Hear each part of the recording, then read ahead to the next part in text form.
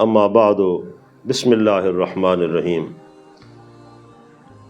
پیارے بھائیوں، آج کی حدیث پاک جو ہے اس کی ہمیں بہت زیادہ ضرورت ہے۔ ہم سنت نبویہ سے دور ہیں، ہمیں معلوم نہیں ہے۔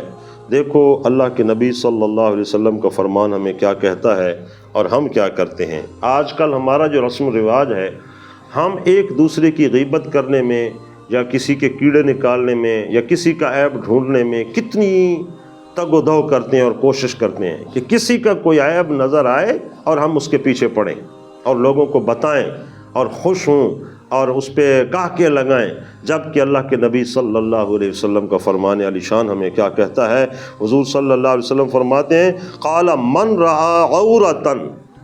کسی آدمی نے اگر کسی کا عیب دیکھا، فسترہا، اور اس کو چھپا لیا، بیان نہیں کیا، دوسروں کو نہیں بتایا، اللہ جانے اور اس کا معاملہ جانے۔ ایک ہے اس کو سمجھانا، بے شک سمجھائے، لیکن اس کے عیب کو لوگوں کے سامنے بیان نہیں کیا، فسترہا، اس کو چھپا دیا، کانا کمن احیا معودتن، تو حضور صلی اللہ علیہ وسلم فرماتے ہیں یہ بابن فی الستر علی المسلم کی روایت ہے، حضرت عقبہ بن عامر کی روایت ہے، ابو داؤد شریف کتاب الادب میرے سامنے ہے کہ حضور صلی اللہ علیہ وسلم نے فرمایا اگر کسی نے کسی کا عیب دیکھا اور اس پہ پردہ ڈال دیا، لوگوں کو بیان نہیں کیا، اس کی ذلت و رسوائی کا سامان نہیں کیا اور اس کے پیچھے نہیں پڑھا، تو اس پہ اللہ تعالیٰ اتنا خوش ہوتا ہے کہ اس کو اتنا اجر عطا فرماتا ہے جتنا کہ کوئی بندہ زندہ درگور کی ہوئی لڑکی کو اگر دوبارہ زندہ کر دے تو اس کو اللہ تعالیٰ جتنا اجر عطا فرمائے گا، اس آدمی کو اس تھوڑے سے کام پر اتنا بڑا اجر عطا فرماتا ہے۔